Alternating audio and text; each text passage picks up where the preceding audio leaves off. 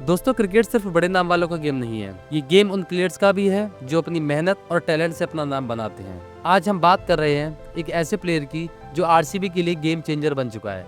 एक ऐसा प्लेयर जो 2022 के आईपीएल ऑक्शन में अनसोल्ड गया। वही प्लेयर आज आरसीबी जैसी बड़ी टीम का कैप्टन है। हम बात कर रहे हैं रजत पाटीदार की।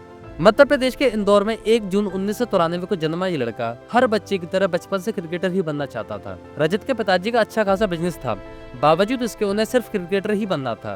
तो उनके पिताश्री मनोहर पाटीदार ने 8 साल की उम्र में उनका क्रिकेट एकेडमी में एडमिशन करा दिया, जहां उन्होंने क्रिकेट को बारीकी से सीखा। रजत पाटीदार ने 2015 में मध्य प्रदेश के लिए रणजी ट्रॉफी में डेब्यू किया, लेकिन इनिशियल ईयर्स में उनका नाम उतना बड़ा नहीं हुआ क्योंकि वो लगातार स्ट्रगल कर रहे थे।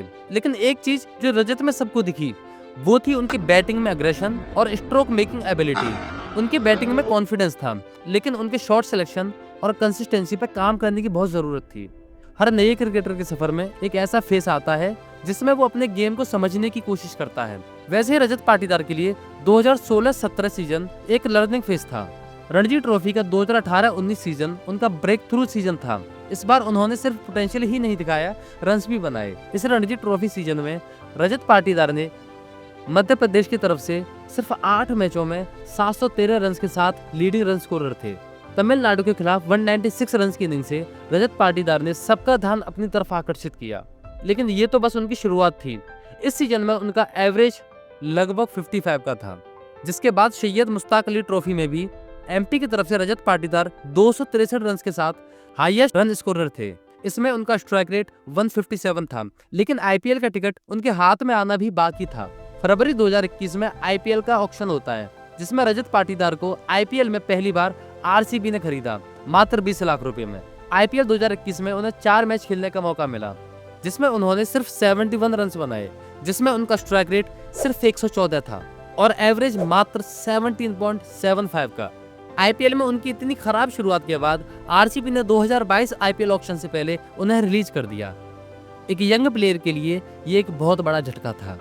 2022 के आईपीएल मेगा ऑक्शन में जहां उनके साथ के खिलाड़ी अच्छी प्राइज मनी के साथ ऑक्शन में बिक रहे थे, वहीं रजत पाटीदार को किसी भी आईपीएल फ्रेंचाइज ने नहीं खरीदा।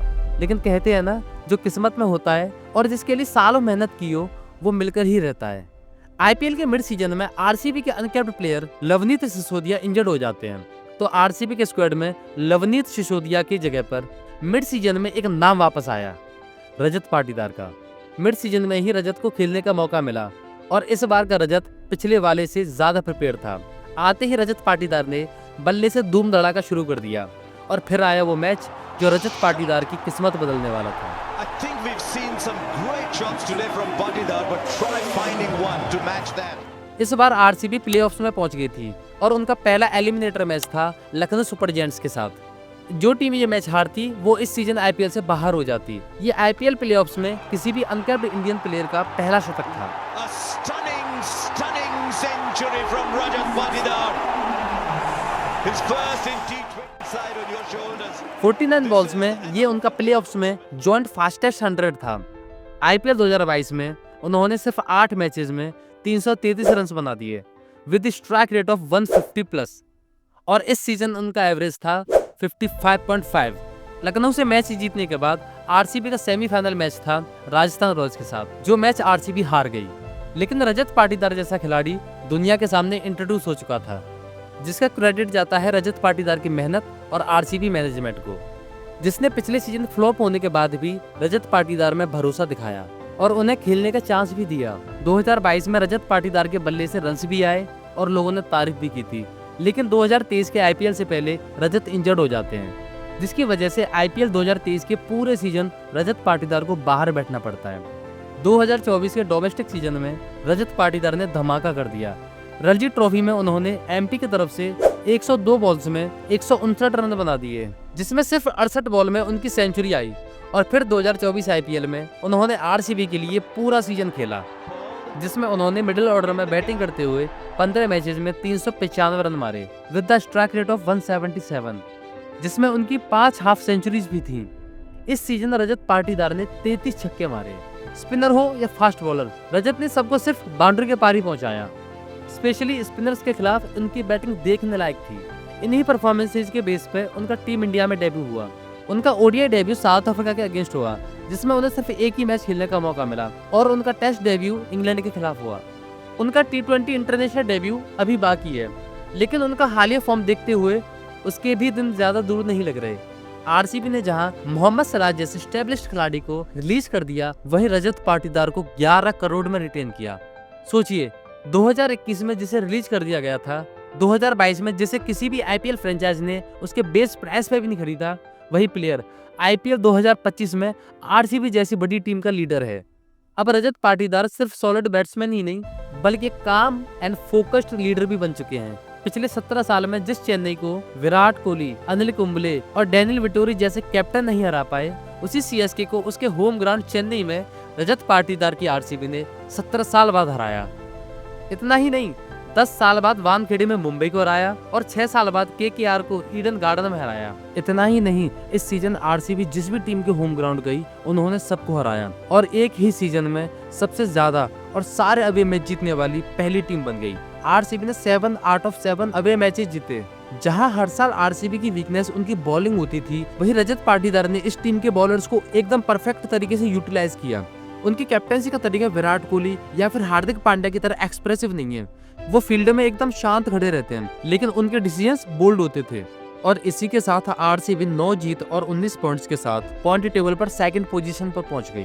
प्लेऑफ्स में पहले नंबर पर थी पंजाब किंग्स और दूसरे नंबर पर थी आरसीबी। उसी के साथ तीसरे और चौथे नंबर पर थी गुजरात टाइटंस और मुंबई इंडियंस। आरसीबी अपने पिछले 5 सीजन्स में 4 बार प्लेऑफ्स में पहुंची, लेकिन हर बार की तरह ट्रॉफी अभी भी उनसे दूर थी। प्लेऑफ्स में पहला क्वालिफायर था आरसीबी और पंजाब किंग्स के बीच। ये मैच जो भी टीम जीतेगी वो सीधा फाइनल में जाएगी, और जो टीम हारेगी वो क्वालिफायर 2 खेलेगी। पहला क्वालिफायर आरसीबी पंजाब के अगेंस्ट 8 विकेट से जीत गई। पहले बैटिंग करते हुए पंजाब किंग्स 101 रन पर ढेर हो गई और आरसीबी ने ये टारगेट मात्र 10 ओवर में चेज कर लिया। फाइनल में फिर से आरसीबी के सामने पंजाब किंग्स थी। पंजाब किंग्स क्वालिफायर 2 में मुंबई इंडियंस को हरा के फाइनल में पहुंची थी। दोनों ही टीम्स पूरा सीजन डोमिनेट करके फाइनल में पहुंची थी। ये कहना मुश्किल था कि इस बार अपनी पहली आईपीएल ट्रॉफी कौन उठाएगा। आरसीबी ने पहले बैटिंग करते हुए 190 रन का टारगेट पंजाब के सामने रख दिया। पंजाब की एक्सप्लोसिव बैटिंग लाइनअप को देखते हुए लग रहा था कि पंजाब ये टारगेट आसानी से अचीव कर लेगी, और पहले 10 ओवर में लग भी ऐसे ही रहा था कि ये मैच पंजाब के हाथ में है। और फिर कैप्टन पाटीदार लेके आते हैं कृणाल पांड्या को। कृणाल पांड्या की 4 ओवर्स ने पंजाब को बैक फुटों पर लाकर खड़ा कर दिया। उन्होंने 4 ओवर्स में मात्र 17 रन देके जोश इंग्लिश और प्रभसिमरन जैसे बड़े विकेट लेके ये मैच आरसीबी की झोली में डाल दिया। और फिर आया वो मोमेंट जिसके लिए आरसीबी पिछले 17 साल से बेताब थी। रजत पाटीदार की कैप्टनसी में आरसीबी ने अपना पहला आईपीएल टाइटल उठाया। जो काम विराट कोहली और बाकी कई दिग्गज नहीं कर पाए, वो काम रजत पाटीदार ने अपने डेब्यू कैप्टनसी सीजन में ही कर दिखाया। और फिर आया वो मोमेंट जिसके लिए आरसीबी फैंस की आंखें तरस गई थी। विराट कोहली के हाथ में वो चमचमाती हुई आईपीएल ट्रॉफी। तो दोस्तों, ये थी रजत पाटीदार की पहले आईपीएल सीजन की ग्लोरियस कहानी। अगर आपको ये कहानी पसंद आई हो तो कमेंट सेक्शन में जरूर बताएं, और वीडियो पसंद आई हो तो लाइक कीजिए। चैनल पर नए हो तो, वैसे बाकी में आप नए ही होंगे क्योंकि चैनल ही नया है, तो प्लीज सब्सक्राइब कीजिए। मिलते हैं अगले वीडियो में, तब तक के लिए टेक केयर।